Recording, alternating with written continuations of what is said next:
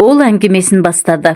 Маралдың мен тұратын пәтерге қарсы орналасқан жалдамалы 2 бөлмелі тетя Машаның пәтеріне көшіп келгендеріне бірнеше ай өтіп, жасымыздың шамаластығына қарамай, бұлай ашық сырласып отырғанымыз бірінші рет. Ол өз өмірінен сыр шертті.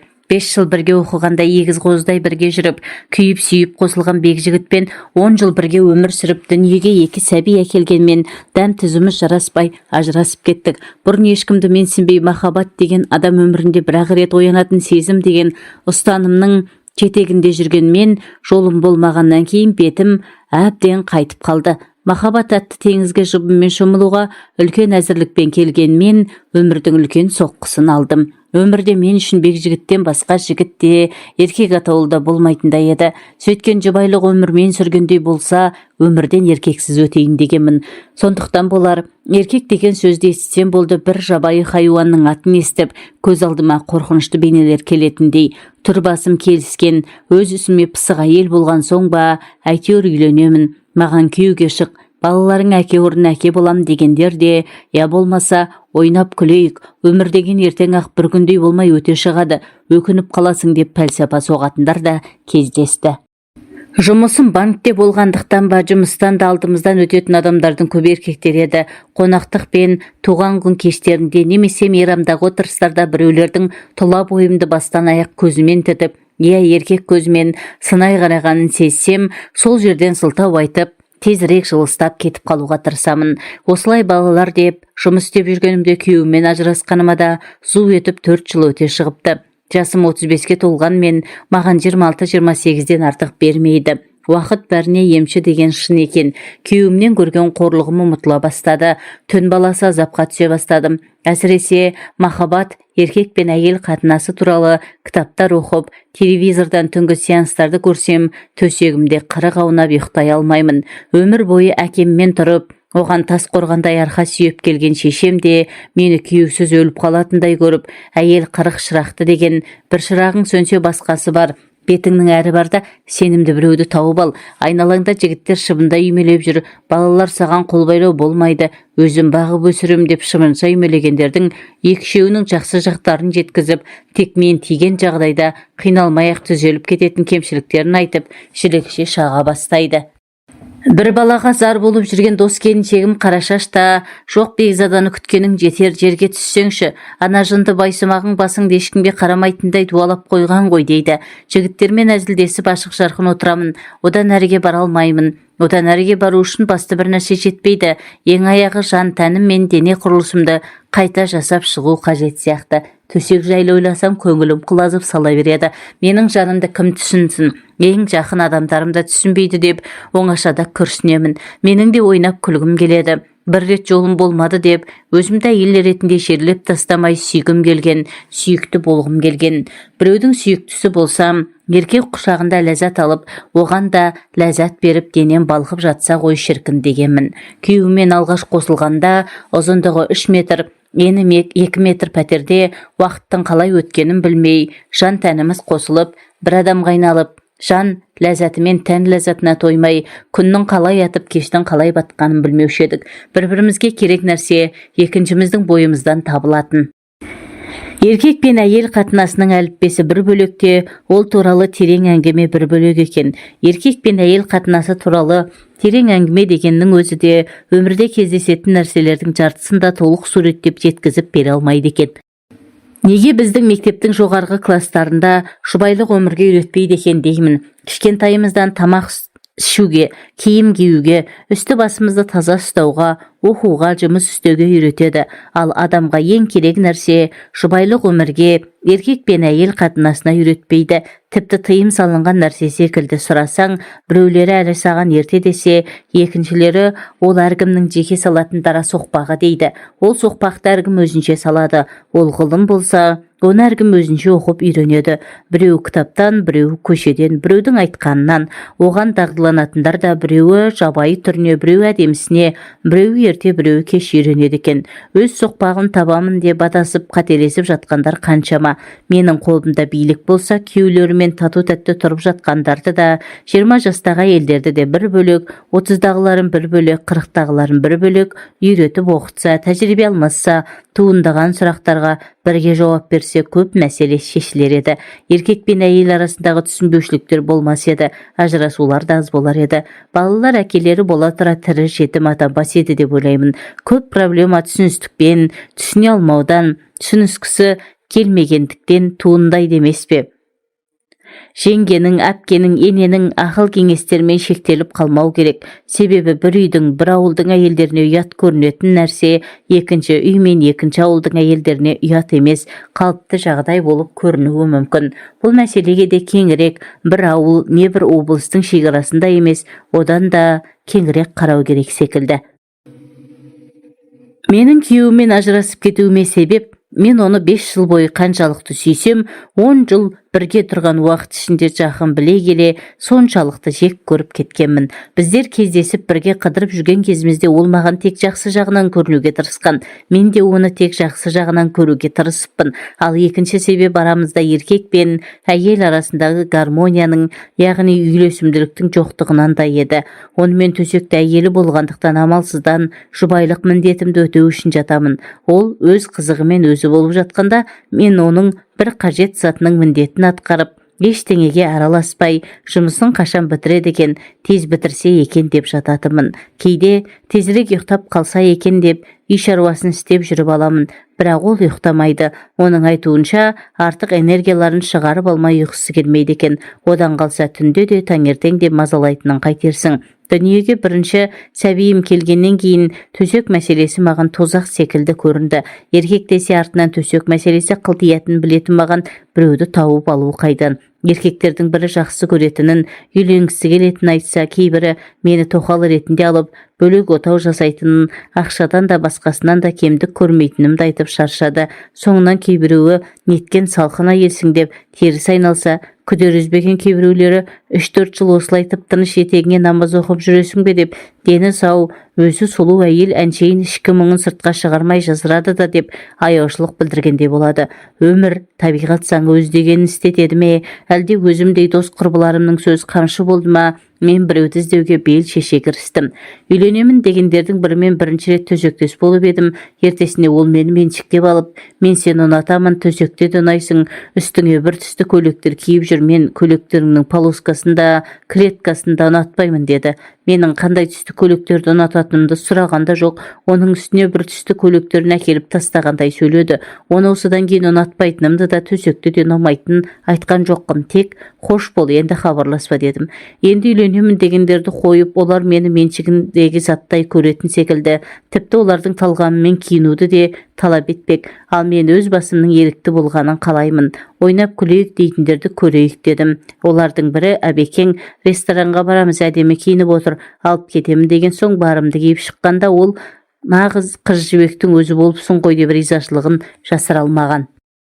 Қымбат шетелдік машинасымен бір ресторанға апарды. Онда шу көп екен, музыкасы да кілең орысша деп екіншісіне апарды. Әбекеңнің де танымайтын кісісі жоқ екен. Мұнда да алғашқы ресторандағыдай біреулермен жапырласып амандасып жатыр. Онда қымбаттығына қарамай тамақ мәзірі мәз емес екен деп, ақыры ортанқол кафеге отырдық.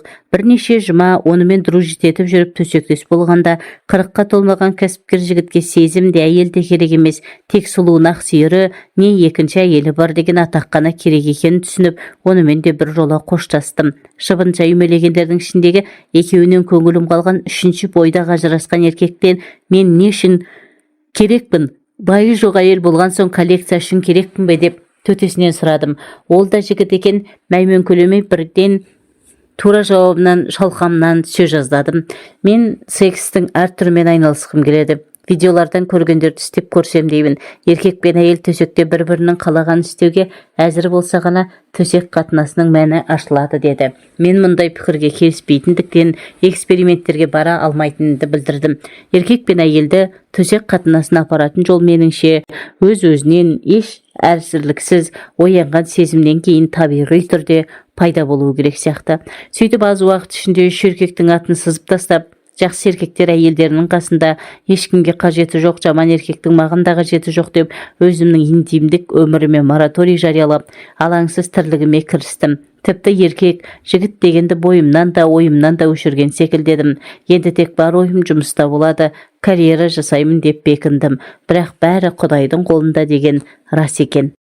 Жылы күздің жексенбісі еді. Балаларды мамама апарып тастап, үйді әктеуге кіріскенмін. Кешқұрым әрең бітіріп, қатты шаршап тұрсам да моншаға баруым керек болды.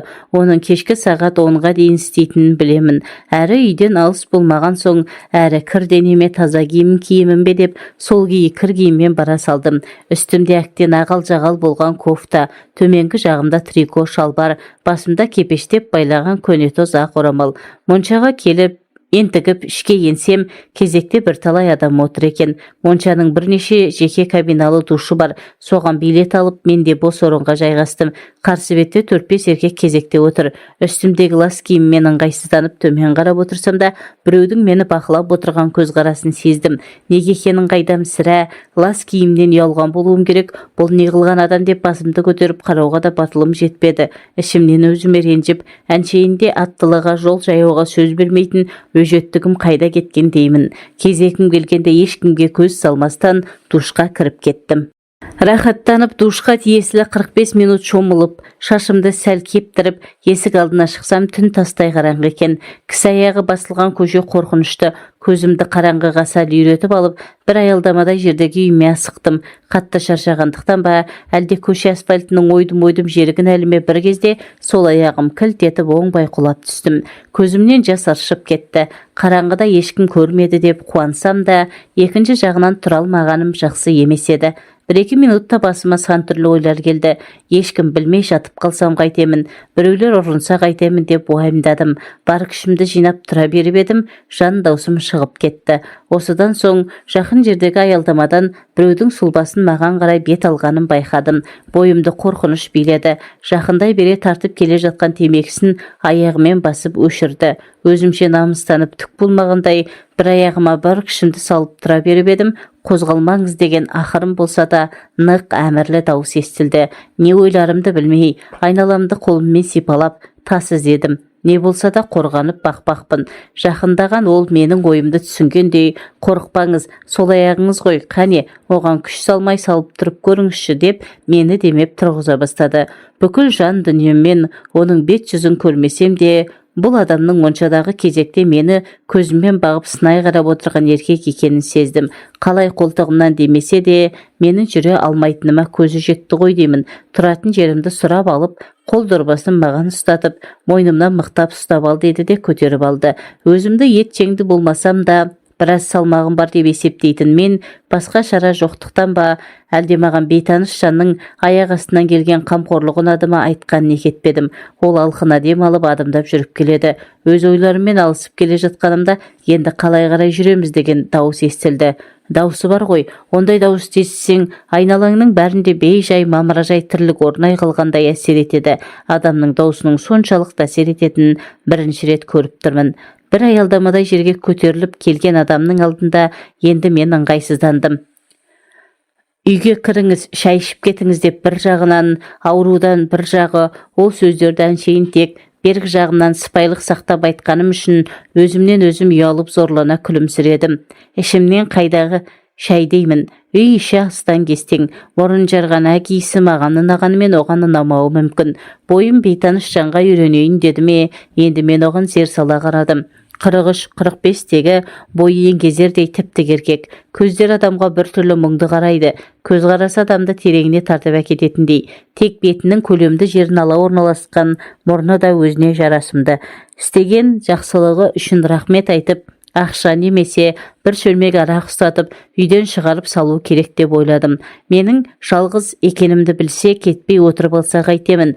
Тағы ойына не келерін кім білсін деп ойладым. Жақсылығыңыз үшін рахмет. Менен қайтпаса Құдайдан қайтсын. Сигарет аларсыз деп 1000 теңге ақша ұсындым. Оған тәуірлеу арақ не импортқа шығатын 5 жұлдызды Қазақстан коньягі келетінін білемін. Ол болса жақсылықты Құдай үшін, ақша үшін жасаған жоқпын деп түңкете қалды. Одан кейін үй үшін барлап үлгерсе керек. Жалғыз болсам мен ешқайда кетпеймін деді. Шошып кетіп, о не дегеніңіз, қайтыңыз үйіңізге қайтыңыз деп едім. Сені бұндай күйде жалғыз тастауға болмайды. 1-2 сағаттан кейін не болатынын кім біледі деп қосып қойды.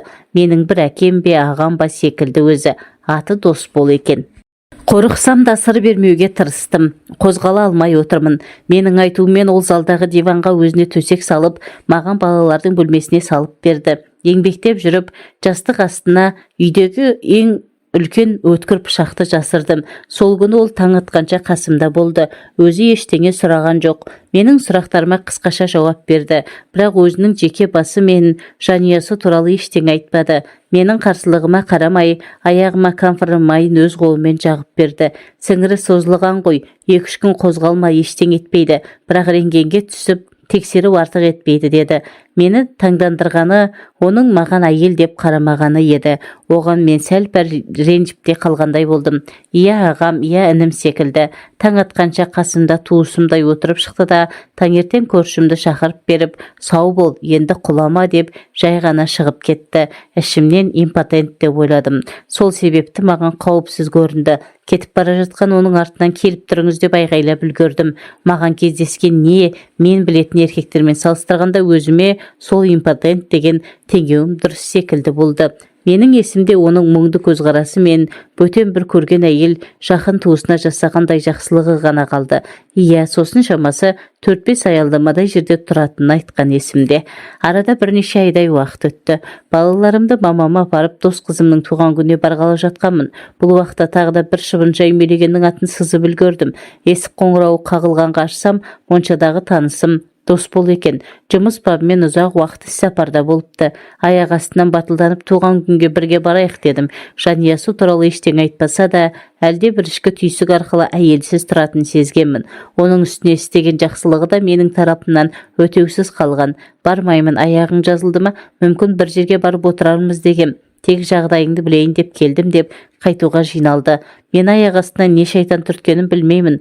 Дос қызыма көрші үйден телефон соғып, бара алмайтынымды айттым да, онымен бірге баруға келістім. Кафеге бардық. Ол ақ арақ ішіп отырды.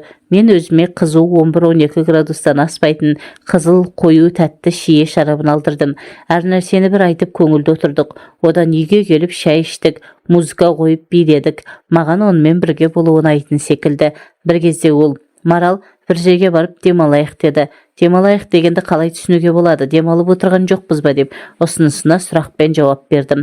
Нені меңзеп тұрғанын ішім сезіп тұр, бірақ мойындағым келмейді. Сен бәрін түсініп тұрсың ғой, Марал. Өтірік айту, өтірік қылымсу қолыңнан келмейді. Ол сенің табиғатыңа жат. Ал түсінбей тұрсаң айтайын. Сендей қылықты әйелдің қасыңда өзіңді ұстау өте қиын. Сенімен төсекте бірге болғым келеді деді нықтап. Мәссаған деп ойладым іштей. Ал керек болса, мен оған еркек секілді қарамап едім. Алыс бір туысым секілді есімде қалған. Өткендегі істеген жақсылығым бұлдап тұрғаныма деп ойлап үлгердім. Ойыма келгенде асығыс айта бастадым. Сізбен бе? Мен сізді сүймеймін. Сіз де мені сүймейсіз. Мен сізді бар болғаны 2-ші рет қана көріп отырмын дедім тамағым құрғап. Иә, сүймеймін. Ол туралы ойлағанда жоқпын. Бірақ сенімен бірге болғым келеді. Мұндай тілек дейсің бе, құштарлық дейсің бе, маған келмегеніне көп болып еді. Ал сенің менімен бірге болғың келетінін көзің, жан тәнің бәрі айтып тұр. Тек аузың ғана басқаша сөйлеп тұр. Адамдардың аузынан шыққандарының 90% өтірік. Сенің айтып тұрған сөздерің сол 90%-дің ішіне кіреді деді. Жақсы психолог қой мынауың. Жанымда арпалысқан ашу ұзама, кеудемде көтерілген әлде бір толқындарды баспақ болып ішімнен нахал дедім де, оның айтқандарына мән бермеген болып, музыканы ауыстырып бұрыла беріп едім. Ол артымнан келіп тұр екен. Бетпе-бет келіп қалдым. Ыстық дем өртеп барады. Тап басып айта алмаймын. Әйтеуір бойында елді еліктірердей күш бар. Ол құшақтай алып ерніме жабысты. Тола бойым тоқ жүріп өткендей дірете қалды. Әйел деген 35 жаста да 18-дегідей күй кешеді деп ойладым.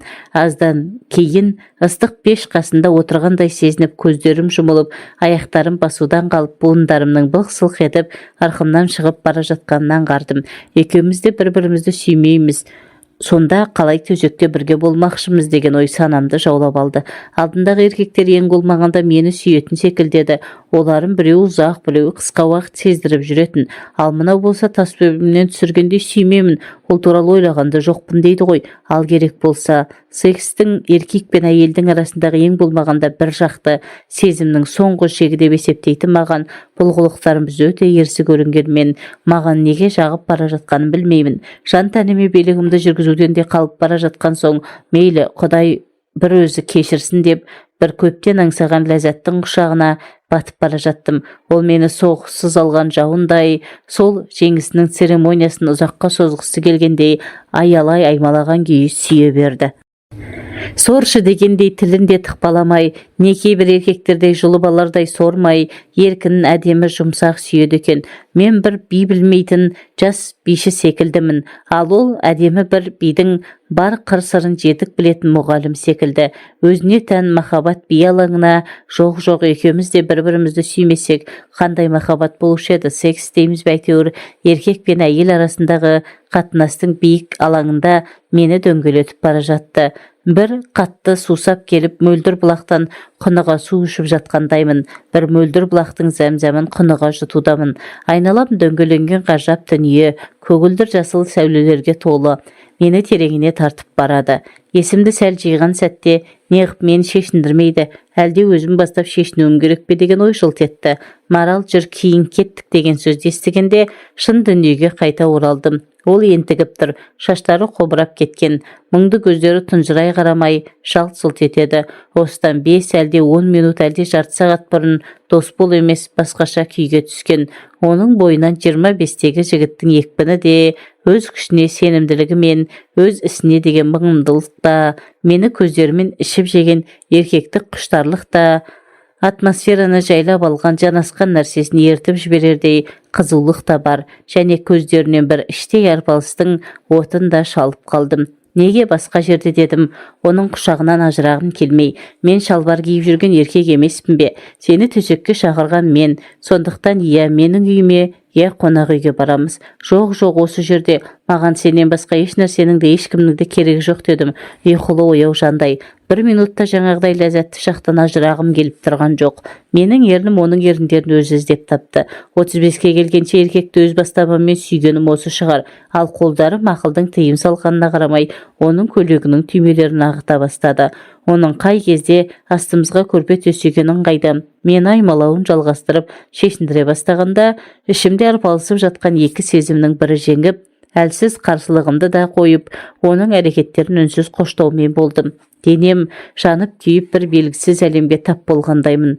Япырау, мені де пәленбай жыл кеуде болған әйел дейді-ау, ал мынандай ғажап әлемге тәтті кезеңге тап болуым бірінші рет. Өзімнің еркімнен тыс оның бұлшық еттерін сипалап, төсінен аймалап жатқанымды сеземін. Өзіме өзім ұқсамай кетіппін ғой деп ойладым. Мас адам секілдімін. Бірақ 2-3 сағат бұрын ішкен әлсіз шараптың қызуы баяғыда кетіп қалған. Арамызда ең болмағанда бір жақта да сезім жоқ. Оны екеуміз де мойындағанбыз. Сонда неге маспын деймін. Шынымен мен оны жақсы көріп қалғанмын-ау деймін. Адамды білмей тұрып жақсы көру мүмкін бе дейді. Екінші ойым. Мынау сорлы денемнің еркіме көнбей, неге былқ-сылқ ете қалғанын түсінбеймін. Аузыма біреу тәтті келіп дәмін жаңатата бергенде қайта тартып алардай шыдамсызданамын. Неге бастамай жатыр? Менің тілегімді түсінбегені ме? Мұндай кезде қимылыңа бақылау жасамайсың бе? Әлде ұят деген бір жаққа кетіп қалады ма?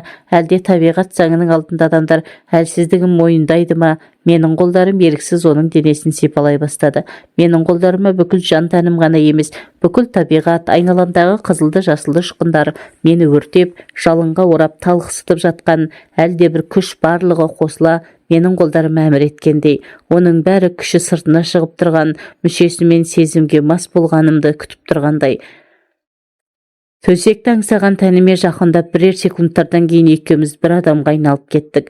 Мұндайда рахат болады екен-ау. Мен 10 шақты жыл әйел болып, бір еркекке бірнеше жыл әйел болып, 3 еркекпен бір реттен болғанда, еркек пен әйел қатынасының мұндай тілмен айтып жеткізе алмайтын ғажайып тәтті жақтары болатын неғып білмегем, көрмегем, сезбегем. 62 тамырым иіп, селдеген сезім бүкіл жан тәнімнің еш қалтарыс қуысын қалдырмай қамтып алып, бұрқ сарық қайнауда. Өмірімде бірінші рет миымда бос болып, ешқандай проблеманы ойламай, тек қана әйел болдым.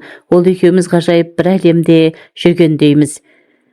Тек ғажайып әлем және еркек пен әйел ғана бар. Екеуміздің жан тәніміз бірігіп кеткен, сондай ажыраса алар емес. Ол маған көбірек ләззат сыйлағысы келеді, ал мен оған қалай ыңғайлы жақсы болады деп ығына жығылудамын. Ондай әрекетті мені өлтіремін деп қорқытып, бұйырып та көп ақша беріп те істете алмас еді. Ал бойыңды өртеген әлде бір селдеген сезім, есіңнен айырып не істеп не қойғаныңды білмейді екенсің. Ол менің ең бір жақын, ең бір аяулы адамыма айналған.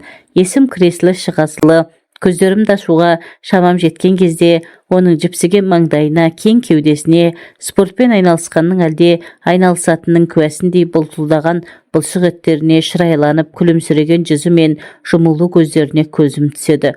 Осы ләззатты сәттің ұзаққа созылуы оған ғана байланысты екенін сезінгендей бойынан күші кетерде білінер білінбес тоқтата қойып, екеуміз енген ғажайып әлемнің келесі бір қызығын көрсетеді. Арасында ақсазанымау бұлқынған маралымау, сені бала туған әйел деп кім айтады, құлын мүшең бұзылмапты деп құштарлана аймалай түседі. Мен де сандырақтап, аузыма түскен нәрселерді айтқым келеді, бірақ айта алмаймын. Ұят секілді, оған деген ризашылығымды, оны жақсы көріп кеткен сезімімді жасыра алмай, ол сөздер аузымнан еріксіз шығып кеткісі келеді, бірақ шығармауға тырысып жатырмын. Дәрігерлер мен психологтар айтатын, еркек пен әйелдің арасындағы гармония әйел бастан кешетін, бірақ әлі өзі басым кешіп көрмеген ғажайып күйді осы шығар деп ойладым. Құдайым-ау, өзің кешір. Әйел атанып бұрын көрмеген ләззатты, ешкімді жақсы көрмей, не еркектің өзіме деген сезімін сезінбей, еш дайындықсыз бірақ сәтте бастан кешіріп жатқаным өңімде емес түсімде секілді. Түс болса түсім-ақ болсын, тек аяқталмаса екен, ең болмағанда созыла түссе екен деймін. Досболдың қимылымен бірге бойыма бір күш құйылып жатыр. Ол күш менің өмірді сүйе түсуіме, өмірде тек проблемалар мен қиындықтар, даңғаза қызықшылықтар ғана емес, ешқандай ақшаға сатып әпере алмайтын, ешқандай байлық бере алмайтын, тәтті ләззатты ғұмырға бергісіз, әрі осындай ақылға сыйғысыз ғажап сәттері де болатынын дәлелдеп, көр, ізде, дәмін тәт, ие бол деп итермелегендей болады. Қанша қиыншылықты бастан кешсем де өмірді сүюші едім. Енді өмірге одан сайын ғашықпын. Досбол маған ләззат сыйлаған сайын мен өзімнің әйел екенімді жете сезініп, мен де оған тек әйел бере алатын ләззатты сыйлағым келді. Бұл сәттерде мен оның қандай тілегі болса да орындауға әзір едім, бірақ ол ештеңе айтпады да, өтінбеді де. Мен осындай оргазм дегенде 2-3 рет бастан өткізгеннен кейін ол мені біресе үстіне шығарып, біресе алдына алып шырық көбелек айналдырды. Оның қолдары кәдімгі ертектердегі айтылған сиқырлы таяқша секілдеді. Төсіңді аймалап сәл қысыңқырағаны да, денеңді соншалықты бір нәзіктікпен, жылылықпен әрі өзімсіне сипағаны да, өзінің қимылдарына икемдегені де бәрінен де шебер еркектің қолдары сезіледі. Оның кезекті қимылынан тұншықтыра, ерніме жабысып, даусының бір-екі рет оқыс шығып, аяқтарымдан тек шалт қимылмен қозғағаннан ақ бойындағы қуатын шығара бастағанын сезіндім. Өзінің шымыр, ет жеңді денесімен менің әппақ денемді жаба сылқ ете түсті. Менің махаббатсыз, сезімсіз айналысқан күнәмді ешкімге, керек десеңіз анау терезеден жүзіп бара жатқан айға да көрсеткісі келмегендей жауып жатыр. Сөз арасында айтып қалған 90 килограмм салмағын қауырсын құрлы көріп жатқан жоқпын. Басымда, денемде жеп-жеңіл. Сонау жалын шашып тұрған 18-іме қайта оралғандаймын. Неге екенін білмеймін. Қуанышым қойныма сыймайды. Мен оның термен жабысқан шашын саусақтарымен тарамдап, менің аймағыма өткен мүшесін жібергім келмегендей, топ-толық сандарымның арасында ішкі мүшелерімді көмекке шақырып кетпей-ақ қойсайшы, сенің орның осы жер ғой дегендей қысып қоямын. Ол да деп сүйсіне дауыс шығарып қояды. Жыл мезгілі көктемнен жазға ауыса бастаған тамаша бір кез болады. Сол кезде орман арасындағы бір алаңқайда жатсаң, неше түрлі шөп иісі аңқып мұрын жарады. Ал күн көзінің жаңа қызу алып келе жатқан беті сол кезде көк шалғынның үстінде маужырап әлде бір ғажап күйгенесің. Оның жүзі дәл сондай болып жатыр. Маужыраған жүзінде қуаныш пен әлде бір бақыттылықтың сәулесі ойнап тұр. Ал менің жаным мен тәнімнен де қуаныш пен махаббаттың лебі есіп жатыр. Мен осындай күйге күн сайын, сағат сайын, минут сайын түскім келетінін түсіндім. Ол менің үстімнен жай ғана аударылып түсіп, жай ғана өбе бастады. Ендігі қимылы тіпті өзгеше. Бұрқ-сырқ қайнаған құштарлық та, алып ұшқан сезім, сумаңдаған нәпсі, көп уақыттан бері еркек құшағын көрмей сусыған іңкәрлік бәрі сабасына түскен. тек еркек пен әйелдің бір-біріне деген ризашылығы, тояттану, мастану және өзіңнің әйелдік я еркектік болмысыңды сезіну ғана ауада қалықтап тұнып қалған. Мен осы екінші рет көріп отырған адамыма екінші рет қарыз болғанымды түсіндім. Оның әйел ретінде оянбаған әйел екенсің дегені маған көп нәрсені ұқтырғандай. Ол 10 жыл әйел болып, 2 бала туған әйелге еркек пен әйел арасындағы төсек ләззатын ұқтырған алғашқы еркек болды. Бір жауды жеңіп келгендей батырдай риза болып жатырсың ғой дедім. Айтқым келгені басқа еді. Мен оны ұнатып қалғанымды түсіндім, бірақ оны өзім мойындағым келмеді. Тіпті олай ойлауға да қорықтым. Әрине, сендей оянбаған әрі қызуғандай әйелмен болу оңай дейсің бе деді. Мен екі бетім дуылдап отырып оған шындықты айттым. Онымен бірге болуымның басы да соңы да осы шығар. Енді көрмеймін деп ойладым. Ол шындықты айтпақ түгел өзім де мойындағым келмеген. Оның үстіне білмеймін. Көздерімді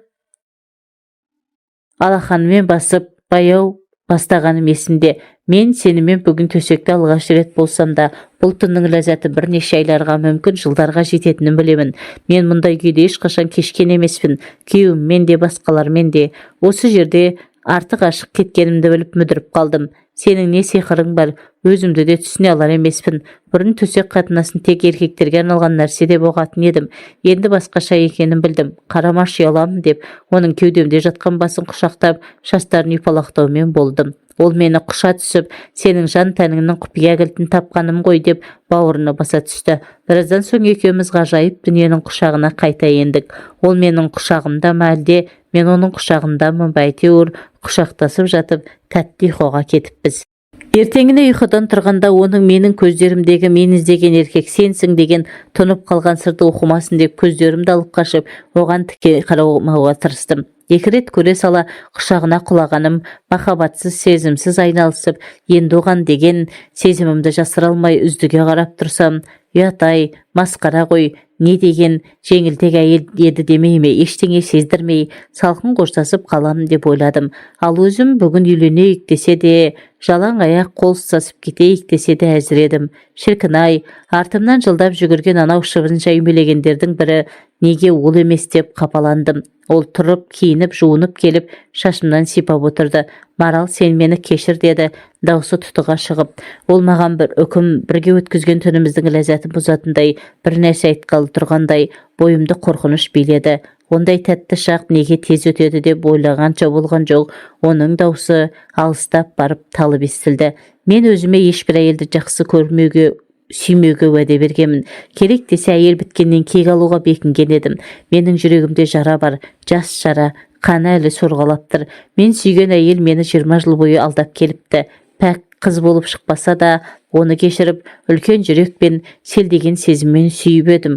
Ал бірақ 18 жыл бойы өз балам деп келген баламның өзімдік емес екенін тосын білуден артық қайғы бар ма? Бұдан артық не сорақылық болушы еді?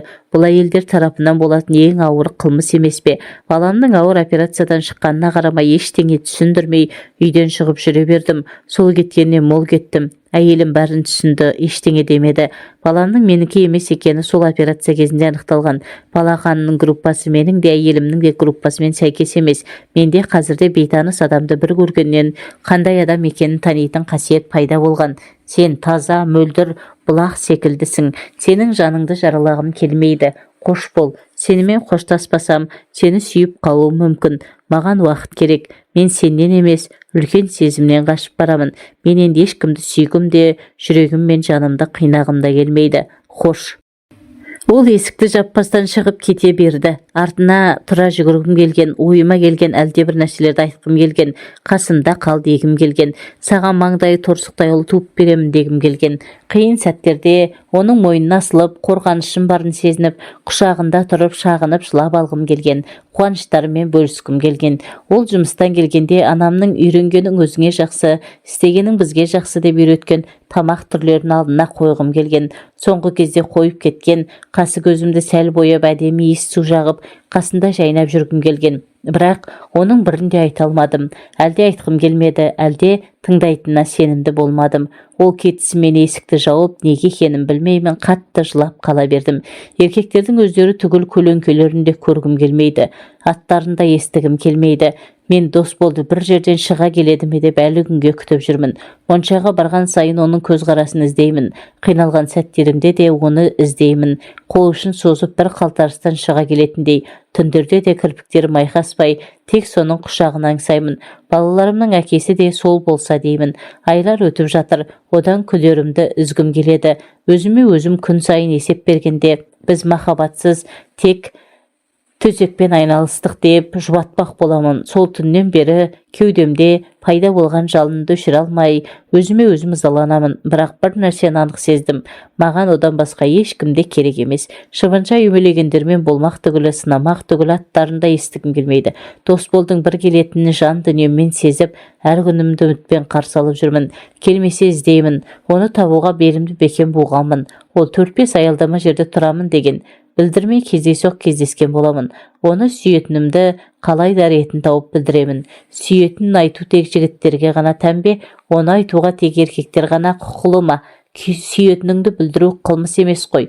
Мен дос болды тауып, біз бір-біріміз үшін жаралған жандармыз деймін. Оны іздеп тауып қосылатынымызға сенімдімін. Сәл кештеу болса да, біздей жандардың бір-бірін жолықтыратыны қан